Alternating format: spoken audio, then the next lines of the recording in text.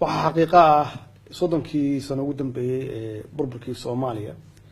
in Soomaaliya aad loogu hayay faragelin qaawan toos ah iyo mid dadbanba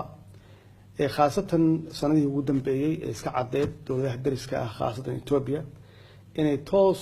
siyaasadda Soomaaliya ay faragelin ugu haysay mar alla markii anigu aan tagay meesha oo aan la fariistay prime ministerkii hore Xeele Maryam waxyaabihii ugu horreeyay aan kala hadlo waxay ahayd in Ethiopia ay ka joojiso faragelinta qaawan ee Soomaaliya ku hayso oo aan u macaamilno laba dal oo daris ah aan ka shaqeyno iskaashiga dhaqaale iyo iskaashiga siyaasadeed ee laba dal ay lahaan karaan waxa ka dambeeyay 7 bilood ka hor in Ethiopia ay dooratay prime minister cusub prime minister kan cusub oo hadda yimidna runtii uu ka shaqeynayo in wajiga mandaqada ama geeska Afrika isbedel weyn ku dhaco haday noqoto dhanka siyaasadda iyo dhaqaalaha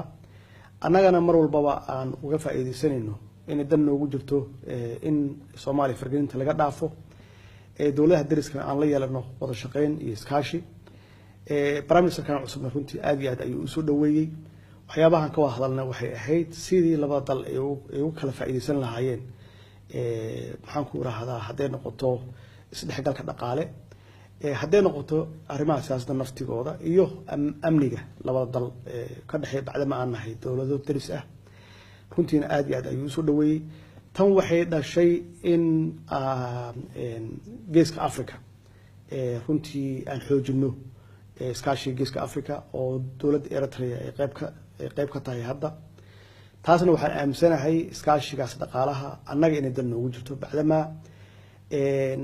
dadkeena dhaqaaliyahanada ah dadkeena ganacsatada ay runtii aad iyo aad uga horeeyaan dadyo kale dariska nala ah iyo meesha aan kaga naalo mandaqada ahaan ama regionka aan kaga naalo iyo xeebaha aan leenahay iyo dadkeena sidii u fircoon yihiin oo ay xaqiiqatan ay dhanka ganacsiga ah ay uga faa'iideysan karaan xiriirkaas dhaqaale aan leenahay dawladaha dariska ah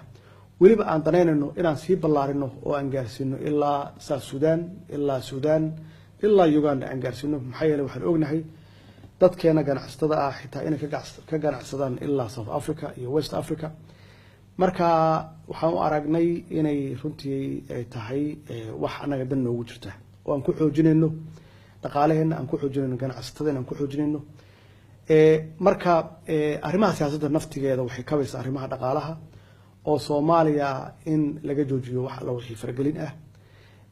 Ethiopia iyo Soomaaliya iyo Kenya iyo guud ahaan dadka dariska ahna aan wada dhaqano dad siman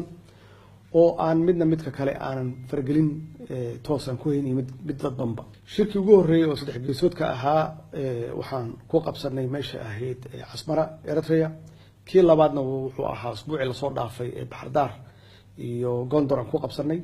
kan saddexaadna wuxuu ka dhici doonaa Muqdisho hadduu Ilaahay yiraahdo waxaan isku dayeynaa inaan ballaarino dadka ka soo qayb galaya oo waliba aan isku dayno ama aan ka shaqeyno in dawladaha waalaheena sida Djibouti aan ku cazulno iyo kuwa kale oo runtii mustaqbalka ka soo qayb gali doona